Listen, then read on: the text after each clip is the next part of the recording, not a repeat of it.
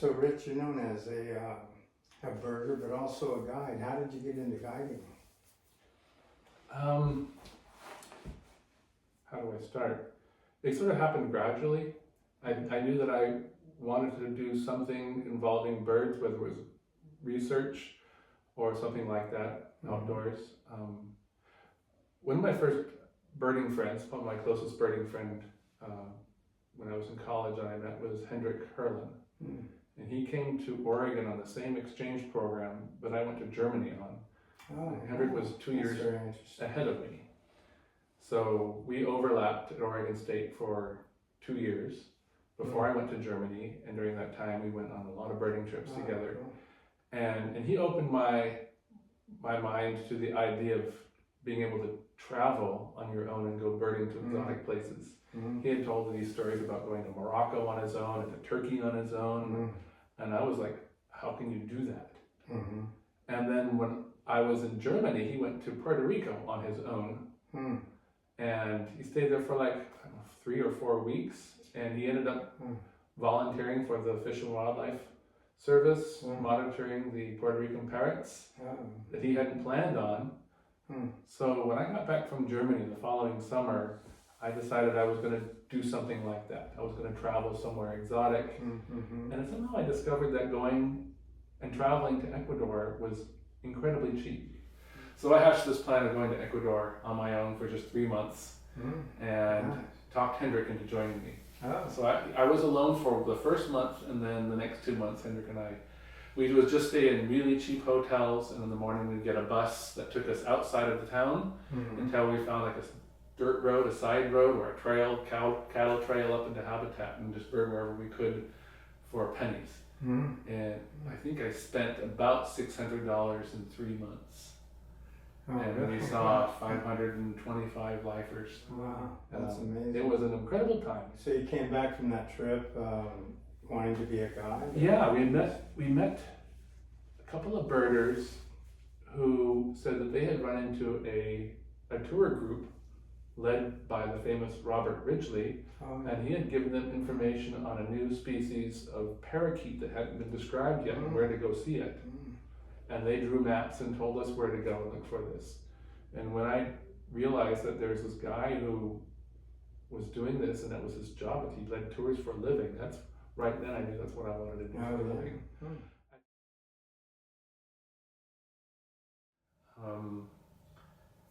And then while I was banding at Annamallara State Park, a friend of mine called and said that he had been asked to guide out at St. Paul Island, the Pribilofs, but he couldn't. But he recommended me, and he told the guy doing the hiring that I also speak German. And he was really looking for a guide who had environmental educational experience and who spoke German. He didn't really want a birder, but I got the job anyway. And so in 1996, I had my first professional job as a local guide for the full summer out at St. Paul Island in the Pribilofs of Alaska. Back then, people didn't have a way of doing research on their own about where they wanted to go. They went to travel agencies, and a travel agent booked your trip, your big Alaska trip. And a lot of the Germans would come out there, and they had booked with some German travel agency who booked within Alaska that included a trip to Denali National Park, Kodiak Island, maybe a boat trip out of Seward, and then a trip out to the Pribilofs. And they would get off the Pribilofs and they wouldn't even know why they were there. It was part of a package they had bought. And so we would have to take them out and talk about the geology of the island. We had to talk about the human history, how people were brought out there. And you did this in German? I did this in English and German, yeah. And then we went to the fur seal blinds, because you're at these blinds with the breeding colonies of fur seals right in front of you. Later in July and August, we'd go on wildflower walks, because there was a great diversity of wildflowers. I had a great fun time putting together the plant list. No one had ever compiled a plant list for the Pribilofs before, so I did that. And had a handout that I gave to people who were interested so they could check off the wildflowers they saw.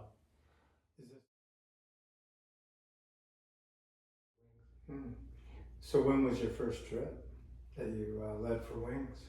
When I went back to St. Paul Island my second summer, Will Russell sent me a note and said, I would like you to work you in as a full-time guide at Wings, and if you're available in September, the California tour with John Dunn needs a second leader. So that was September of 1997.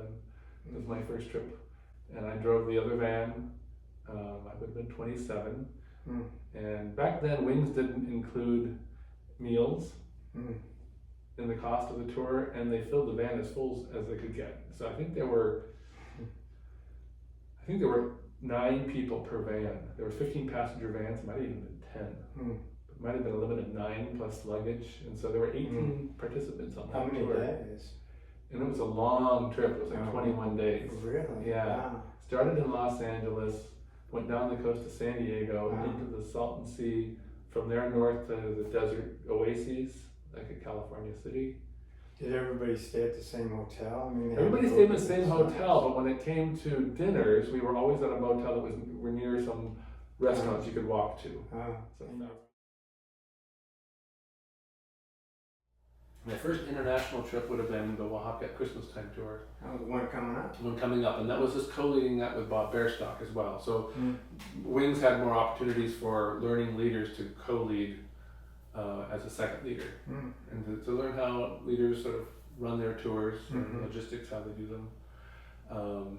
I did not know that the following year, in November, Bob would decide to retire from leading tours full time, and suddenly they needed someone to lead the Oaxaca Christmas time tour.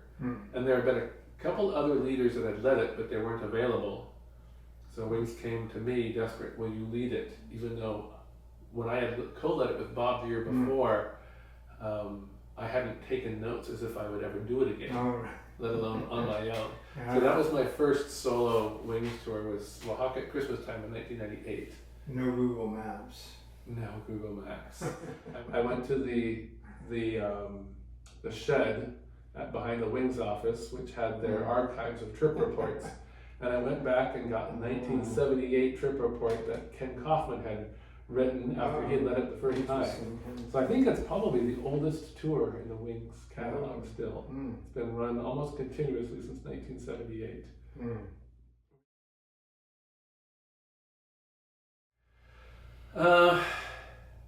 I like different tours for different reasons. I really like my Jamaica tour because it's short and sweet. There's not a huge amount of driving. The birds are just wildly different from anywhere else you'll ever bird. There's 29 species that are endemic to Jamaica, and some of them are utterly unlike any bird anywhere in the world. Orange quit, but nothing like the orange quit. The hummingbirds are really distinctive. There's 3 endemic species of hummingbirds in Jamaica. The mountain, blue mountain vireo is really unlike any vireo. And even the Jamaican vireo, its song is very weird, unlike any vireo.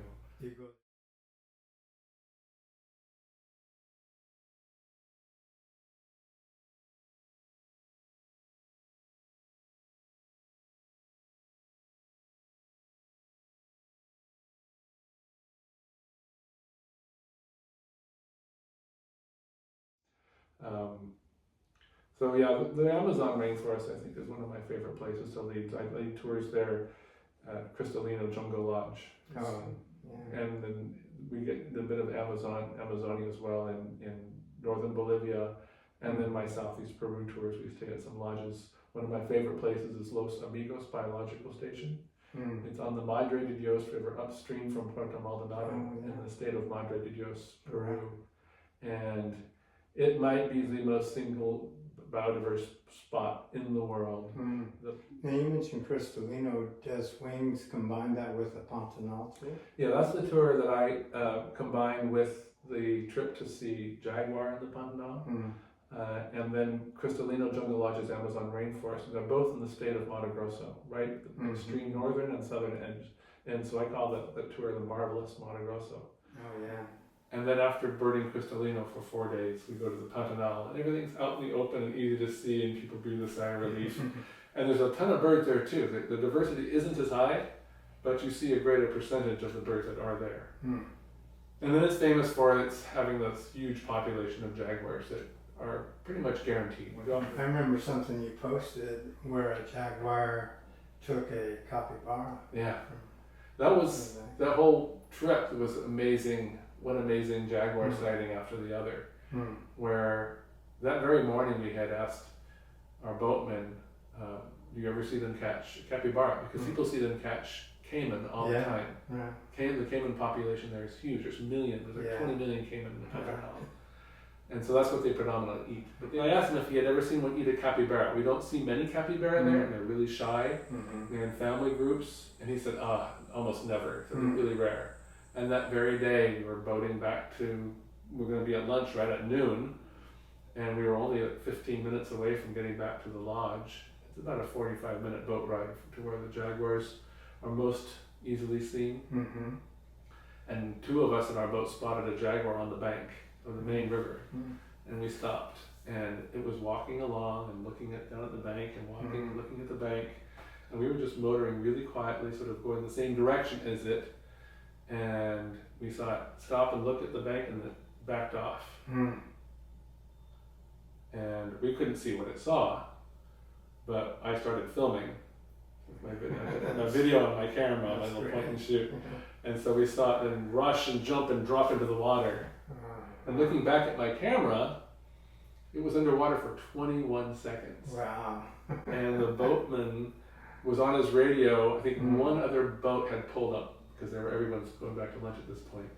Radioing, he says, he's got a caiman. And then after 21 seconds, it came out and had a capybara. That's amazing. And then he started screaming, it's got a capybara, it's got a capybara on his radio. That's amazing. Yeah, it was amazing. The capybara was still alive, but badly injured. It squealed a few times, but then they have powerful jaws that dispatched it. And so in your opinion, what makes a good bird guide? Well, a good bird guide is somebody who enjoys sharing their knowledge and enjoys seeing things anew through somebody else's eyes. Like a teacher. Kind of like a teacher. Yeah. If you've seen the same bird a million times, you don't want to see it again, right? Right. But if it's an amazing bird, and when you're with somebody and they see it for the first time, you hear their oohs and their ahs, you relive that same experience when you first saw it. It's easy to forget. It's easy to get jaded. So sharing what I have learned about birds and other wildlife, whether it's the natural history, and hearing people's reactions and seeing how they enjoy it, is really what makes a good guide. I know some guides who are amazing at identifying all the birds that occur in an area, but to them it's just a job. They don't actually ever watch birds for fun in their off time. They just have a really good skill they've honed. That can make a perfectly good guide if you're with them for just a day, and they'll show you the things you want to see. But I think a participant gets a lot more from a guide when they learn beyond just target birds that they're seeing.